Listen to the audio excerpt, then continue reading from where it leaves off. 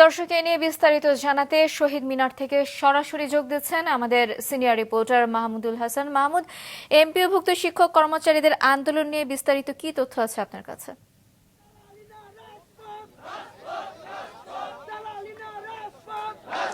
ফারহানা, এখানে কিন্তু তারা গত এক সপ্তাহ ধরে এখানে তাদের বাড়ি ভাড়া সহ যে উৎসব ভাতা সবকিছু নিয়ে তারা এখানে আন্দোলন করছেন এবং আমরণ অনশনেও তারা গিয়েছেন এখন পর্যন্ত এবং নানা কর্মসূচি তারা এই কেন্দ্রীয় শহীদ মিনার থেকে দিচ্ছেন।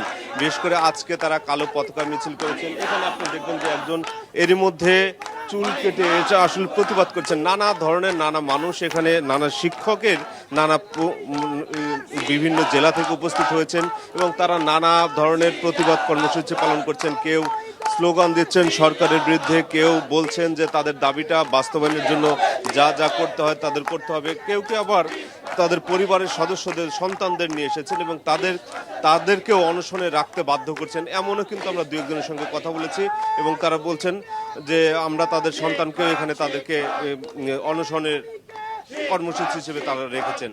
তবে এখন পর্যন্ত আমরা যে কেন্দ্রীয়ভাবে নেতৃত্ব দিচ্ছেন তার সঙ্গে আজিদির সঙ্গে আমরা কথা বলেছি। তিনি বলেছেন যতক্ষণ পর্যন্ত তাদের এই তিনটি দাবি প্রজ্ঞাপন আকারে প্রকাশ না করবে সরকার, ততক্ষণ পর্যন্ত তাদের এই আন্দোলন চলবে এবং যতক্ষণ পর্যন্ত এই দাবি বাস্তবায়ন না হবে ততক্ষণ পর্যন্ত তারা এই কেন্দ্রীয় শহীদ মিনার অথবা নানা কর্মসূচি, যেমন আগামীকাল আছে যমুনা অভিমুখে মার্চ, সেটা তারা কর্মসূচি পালন করবেন বলে আমাদেরকে এখন পর্যন্ত জানিয়েছেন।